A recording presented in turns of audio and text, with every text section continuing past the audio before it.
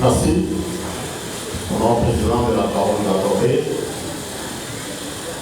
Honorable Président, honorable membre du bureau, estimés collègues, nous commençons par féliciter le gouverneur de province, M. Van Kalongo, pour avoir déposé les projets d'études budgétaires de 2026 dans les délais légaux, et à toute son équipe également pour le travail abattu durant la session budgétaire qui a été décrétée au gouvernement provincial.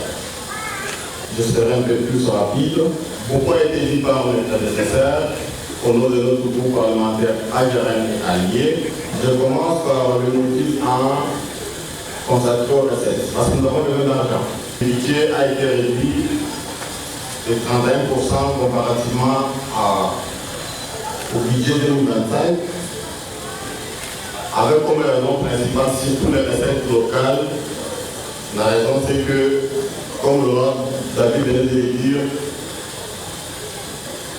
on avait fait de mauvais calculs, de mauvaises projections de mobilisation de frais. On avait surestimé les cas au niveau des péages. Je l'ai dit, ma première question, Excellence, Monsieur le Gouverneur, de savoir, quand vos services projettent les cas, ils se basent sur quoi? C'est quoi le soubassement dans la projection des cas?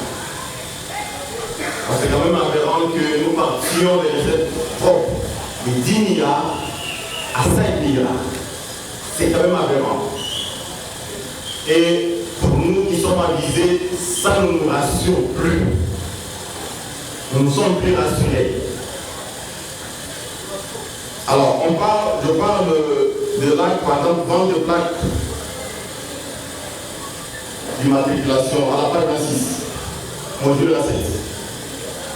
Prévision 2025, c'était 141 millions, 376 593 francs. Réalisation au 30 juin, 54 millions. 54 millions. Mais vous verrez que la prévision 2026, à juin 2026 et 2025, nous avons déjà réalisé 54 millions. La montation de 54 millions, plus de 54 millions. Mais en la prévision 2026, on prévoit quoi? On prévoit 70 millions. Pourquoi on a baissé les prévisions en 2026 alors qu'on avait déjà mobilisé plus de 40% au niveau dans l'exercice passé, donc en 2025. À la page 40, taxe sur le péage, réduit pratiquement de 50%. Excellence, Monsieur le Gouverneur, j'aimerais être pragmatique avec vous. Parce qu'on a quand même les éléments, et ça, nous devons le dire. Pour le mois d'août, je prends les seuls péages de Monédou, pour le mois d'août. Il y a eu 350 gros camions, 139 petits camions, 167 YAS, 80 voitures, 1449 motos. La mobilisation était de 63 591 000 francs congolais. Le mois d'août seulement pour le seul péage de Monédou.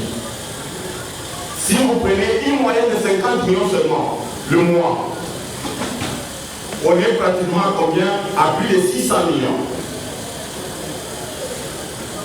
Prenons seulement ces péages-là.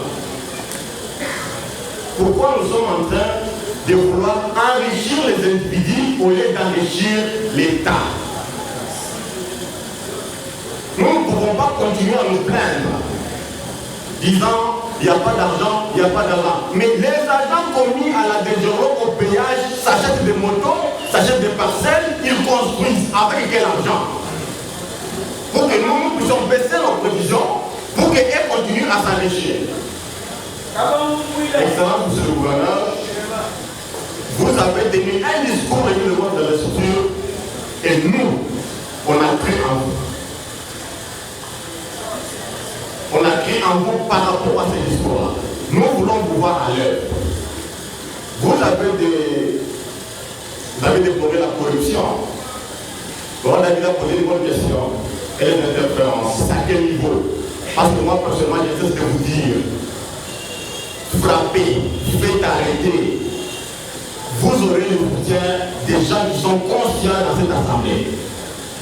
Parce que nous ne sommes pas venus pour faire un passage à vide, mais nous sommes venus pour se laisser des empreintes. Pour que demain, après nous, les gens trouvent des structures bien organisées et que nos services soient efficaces pour produire de l'argent.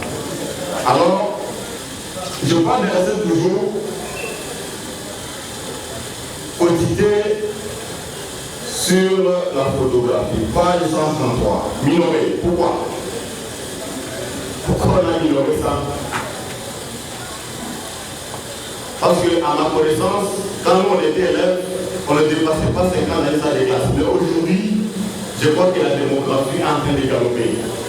Pourquoi vous minorez? Parce que le nombre d'élèves s'accroît année après année. Pourquoi on a minoré? Excellence, je vous exhorte cette fois-ci d'activer des actes majeurs dans la mobilisation des recettes.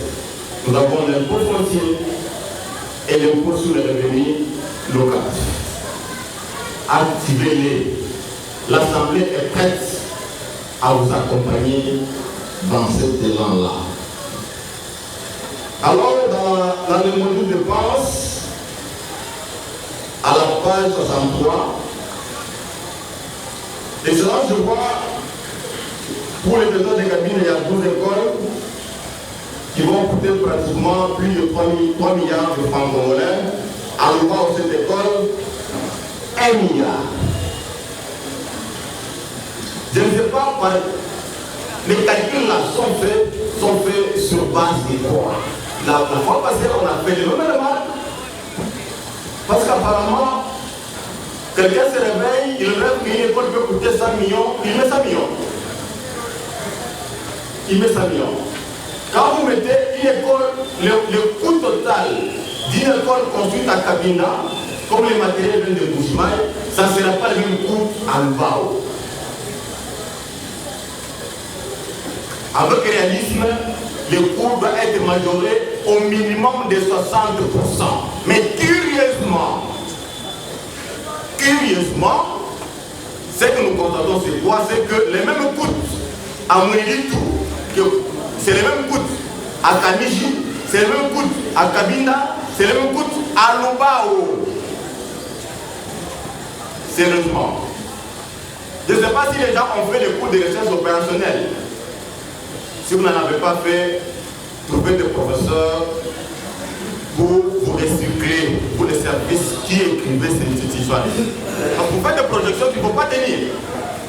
Parce qu'on ne peut pas dépenser de la même façon qu'on dépasse à Kabinda, alors on ne peut pas dépenser de la même façon. Et puis, ce qui est aberrant, c'est que quand on construit 12 écoles à Kabinda, c'est à Lubao, mais à lui, on en construit 53. À la page 63. 53 à lui, 53 écoles projetées pour être construites en 2026. Mais à Camille, on construit une seule école. Pendant que les territoires voisins de l'île en construit, en bénéficient 53. C'est quelle injustice ça? La justice distributive là, ça n'existe pas.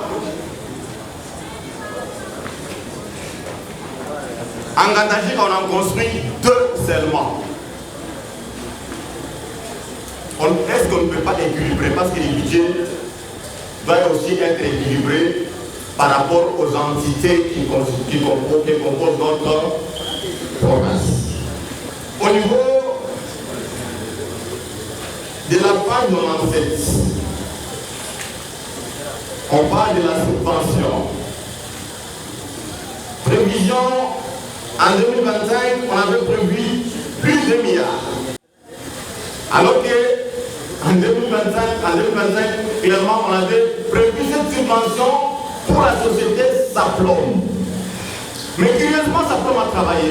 Saplom a fait des champs à Lulou et à Madachika. Mais Saplom n'a bénéficié d'aucune subvention. Mais ça prend un travail avec l'argent. L'argent que ça prend à utiliser venait tout. Parce que là, la consommation, c'est 0 francs. Alors que ça prend à travailler. Pouvez-vous nous dire, excellent monsieur le gouverneur, Saplon a fonctionné avec les fonds venant de quelle source? À la page 100, la rétrocession des géros. La rétrocession des géros. Les 15% dus à la géros. Excellence, on ne peut pas demander des résultats aux personnes en famille. On ne peut pas demander aux agents de se mouiller les maillots au front pendant que leur rétrocession, même les peu qu'ils produisent là, ils n'y gagnent rien. Parce que les montants qui sont foulés là, c'est pas possible parce que au 30 juin, on a rétrocédé seulement 88 millions. 88 millions. On a combien d'agents de zéro? 88 millions. Alors que quand on produit au-delà des milliards. Au-delà des milliards. C'est au-delà des 2 milliards d'ailleurs qui ont produit. 88 millions. Ils vont en faire quoi? Alors, essayez de le voir ce côté-là pour que les choses essaient de marcher. Excellence, à la page 4 et à la page 64, c'est la même chose. On a prévu les bureaux de liaison en Mbujimaï, à Kinshasa et à Lubumbashi. Curieusement, à la page 4, on parle de 300 000 francs. Je ne sais pas s'il y a une maison qui peut coûter 300 000 francs le mois.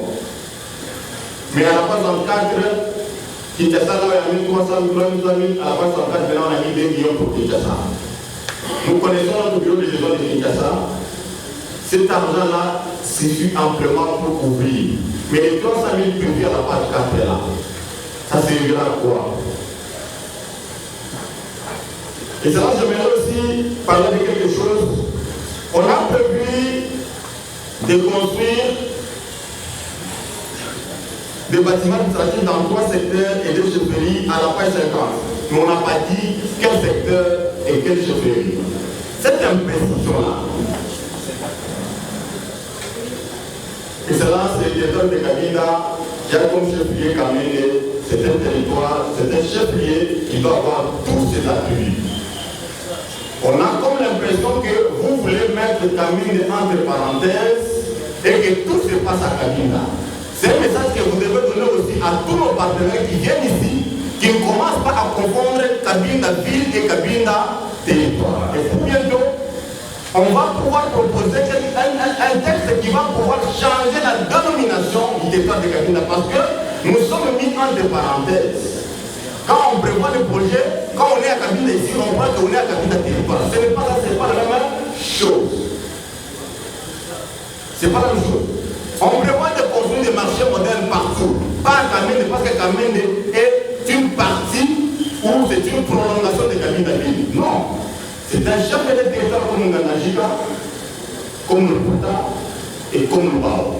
Donc, Kamene a besoin de tous ces attributs en tant que chef du territoire.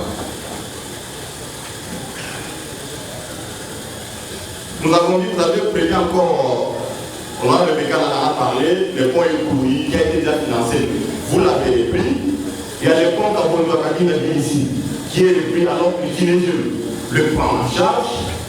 Priez prendre ces crédits-là et l'affecter à d'autres choses. Il y a le pont Simuligaï, Kamukungu, Bunduki. En fait, mettre ce pont-là, au lieu de prendre la même chose, reprendre la même chose alors qu'il y a des ponts qui ont déjà été pris en charge. Je ne sais pas si vos services sont au courant de ces choses-là.